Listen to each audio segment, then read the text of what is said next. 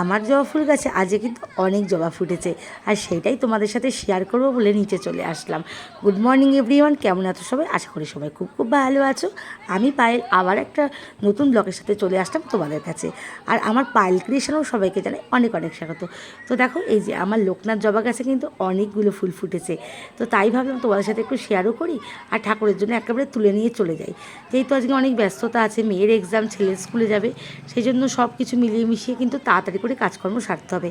তাই ভাবলাম যে একটু নিচে এসে ফুলটাও তুলে নিয়ে যাই আর ফুলগুলো তুলে তোমাদের সাথে শেয়ারও করি।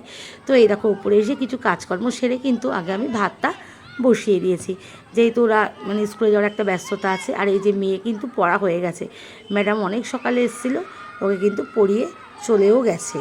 তো চলে যাওয়ার পরে আমি আবার একটু নিয়ে ধরলাম, কারণ আজকে এক্সামটা কিন্তু খুব টাফ। তো সত্যি কথা বলতে আজকে খুব একটা মানে ভীষণ চাপের দিন, বিশেষ করে মেয়ের এক্সামটার জন্যে। মানে আজকে মেয়ের এক্সামটা খুব কঠিন, মানে লিটারেচার পরীক্ষা, ওইটুকু বাচ্চা মানে কী করে যে কী করবে আমি জানি না, আমার এত টেনশন হচ্ছে। তো যথেষ্ট মানে ওকে এফার্ট দিয়েছি, এখন যে কতটা কি ও এক্সামে করে আসবে এটা নিয়ে একটু চিন্তায় আছি। জানি বাচ্চা যা করবে করবে, সবই ঠিক আছে, তবু তো একটা টেনশন মাদের থেকেই যায়। দেখা যাক কি হয়। তো এখন মোটামুটি রান্নাঘরের কাজটা খানিকটা সেরে এসেছি, এখন ঘরেরটা একটু করে নেব। এখনও 9:15 দেরি আছে মেয়েকে চান করানোর। ঘরের কাজটা কিছুটা কমপ্লিট করব, তারপরে আবার 11টাতে আজকে আমারও গানের একটা অনলাইন ক্লাস আছে, সেটাতে জয়েন হব। ওই জন্য তাড়াতাড়ি করে একটু কাজকর্মগুলো সেরে নিই। চল, এই যে মেয়েকে খাইয়ে দাইয়ে একদম রেডি করে, ও স্নান করে খাওয়া দাওয়া কমপ্লিট, আর এই যে একদম পুরো রেডি করে দেখো দিচ্ছি। তো ছেলে আর স্কুলে যায়নি, ছেলে বললো মা আজকে আর আমি যাবো না। তো ওই কারণে ওই কিন্তু বনুকে নিয়ে স্কুলে যাবে। আমি একদম রেডি করে গুছিয়ে দিই। আর আজকে ওই স্কুলে একটা সায়েন্সের কুইজ আছে, যেহেতু আজকে ইন্টারন্যাশনাল সায়েন্স ডে ছিল, তো সেই কারণে আজকে ড্রেসটা কিন্তু এই কালারটাই ছিল। তো যাই হোক, তারপরে অনেক কিছু কাজকর্ম ঘরে সেরে টেরে নিয়ে এই যে রান্না বসিয়ে দিয়েছি।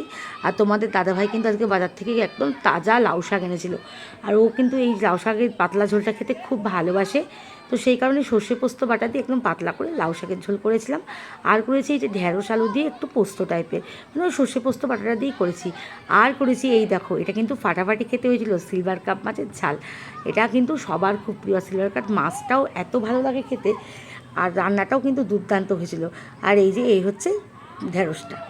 তো দুপুরবেলা রান্নাবাড়ি করার পরে আর ভিডিও করিনি, কারণ গলার অবস্থাটা আবার খারাপ হচ্ছে। মানে যত ভেবেছিলাম যে গলাটা একটু হয়তো আগের থেকে অনেকটা বেটার হয়েছে, কিন্তু না, সেই সমস্যা রয়েই যাচ্ছে।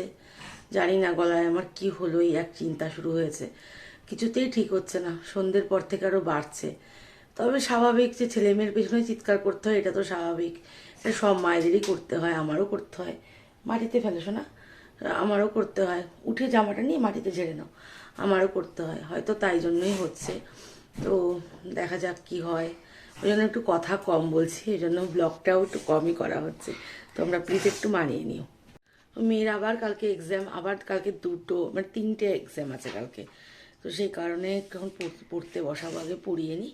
চলো, সব কিছুর পরে আর কিছু বানাইনি আজকে। এই ঢ্যাঁড়সের তরকারিটা রাতের জন্য রেখে দিয়েছিলাম, আর তার সাথে কিন্তু ব্রেড দিয়ে খাওয়া হবে। আর এখন এই যে ব্রেডটা নিয়ে বসেছি মেয়েকে খাবো বলে।